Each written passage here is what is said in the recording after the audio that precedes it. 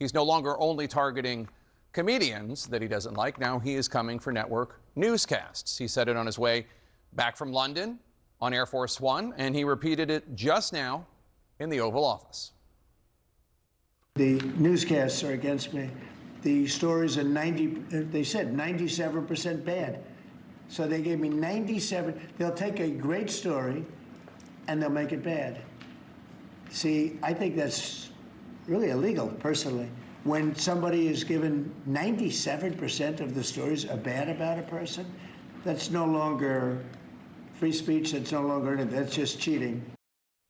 So he called network newscasts illegal, and it's not free speech, and it's cheating. And this is in addition to what he said on Air Force One yesterday.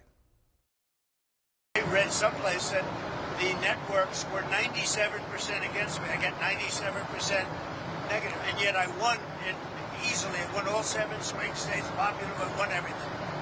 And if they're 97% against, they give me only bad publicity or press. I mean, they're getting a license. I would think maybe their license should be taken away. The president there saying about TV news networks, because he doesn't like what they report, maybe their license should be taken away. Now, we should note first that this 97% figure is wrong. It's actually 92%. And that figure comes from a non-scientific, frankly, non-credible analysis done by a far-right pro-Trump group looking at the NBC, CBS, and ABC evening news broadcasts. So to be crystal clear, just to reiterate the point here, this is the President of the United States threatening to use the power of the presidency, the Federal Communications Commission, or FCC, to remove or change news in news networks, removing it from the airwaves, theoretically, because their coverage is not pro-Trump enough. It's just factually what he is saying now. And these threats, frankly, can no longer just be discounted as mere talk, because it has been only 2 days now since President Trump's hand-picked chair of the FCC, Brendan Carr, went on a far right-wing podcast and told local TV channels out there very clearly that they should stop airing the show of Jimmy Kimmel, a late-night comedian with a show on ABC and a critic of President Trump. They have a license granted by us at the FCC, and that comes with it an obligation to operate in the public interest. We can do this the easy way or the hard way. So what was the offense? Well, they say it has to do with comments he made on Monday night, Jimmy Kimmel, and here are those comments in full. We hit some new lows over the weekend with the MAGA gang desperately trying to characterize this kid who murdered Charlie Kirk as anything other than one of them and doing everything they can to score political points from it. In between the finger-pointing, there was grieving. On Friday, the White House flew the flags at half-staff, which got some criticism. But on a human level, you can see how hard the president is taking this. My condolences on the loss of your friend Charlie Kirk. May I ask, sir, personally, how are you holding up over the last day and a half, sir? I think very good. And by the way, right there, you see all the trucks? They've just started construction of the new ballroom for the White House, which is something they've been trying to get, as you know, for about 150 years. And it's going to be a beauty. Yes. He's at the 4th stage of grief, construction.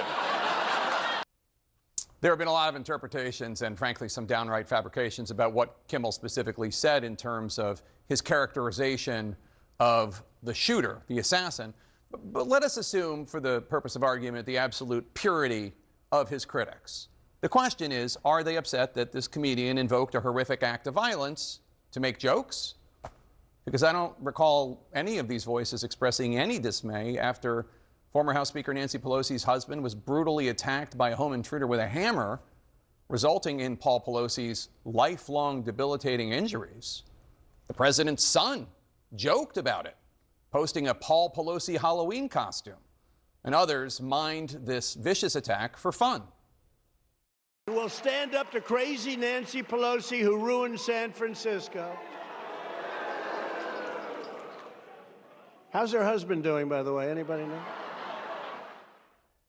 So are they upset because they say Kimmel was misrepresenting, lying about the shooter's political views?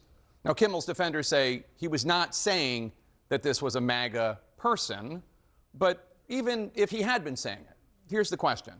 Are lies consistently problematic for the Trump administration and its allies? Do lies offend President Trump? If you count the legal votes, I easily win. In Springfield, they're eating the dogs, the people that came in, they're eating the cats. Or is what's going on with Kimmel's show right now all because, as President Trump said on Air Force One yesterday, all these TV networks do is, quote, hit Trump. Therefore, they should have their licenses taken away. We should note it is an American right to mock any president. In fact, during the Biden years, then FCC Commissioner Brendan Carr said political satire is one of the oldest and most important forms of free speech. It challenges those in power while using humor to draw more people into the discussion. In January, Carr, who is now the chairman of the FCC, said, quote, free speech is the bedrock of democracy. Hear to both of those sentiments. But then this week, Carr went on that right-wing podcast and said it was time for local TV stations to, quote, step up, and declared that this, quote, garbage, meaning the Kimmel Show, is not something they want on their airwaves. Moments ago, Trump called Brendan Carr a, quote, courageous person. Now, enter Nexstar. Nexstar is the largest owner of local TV stations in the entire United States. Nexstar is also trying to purchase its largest rival, Tegna, for $6.2 billion. If the FCC were to approve the sale, well, then Nexstar would be violating an FCC rule about owning too many, more than 39% of local TV households. So Nexstar not only needs Carr's approval for this acquisition, they need Carr to change the FCC rule. So it's perhaps not surprising that literally within hours of Brendan Carr announcing all this, telling local TV stations to jump, Nexstar said, how high? Now it goes to Disney's Bob Iger. Disney owns ABC, and Disney pulled Kimmel from the airwaves for now. Now, we should also note that Iger, as he decides what to do with Jimmy Kimmel and his show, Iger also needs the Trump administration to approve ways for Iger to make even more money for Iger and for his stockholders. Iger's trying to close in on a mega deal between Disney and Fubo.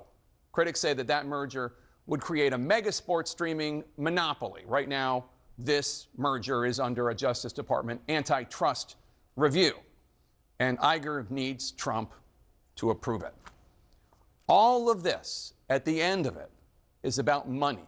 It's about rich men and women who need the Trump administration's approval to make even more money, and it's about a president and his minions openly using the powers of the presidency to silence speech and speakers that President Trump does not like. Critics of his, coming for the comedians, now coming for the journalists. We should note this is the exact opposite of what President Trump claims to have stood for when he was running for office and when he took office. It's the exact opposite of what he and his administration promised that they would do when it came to free speech.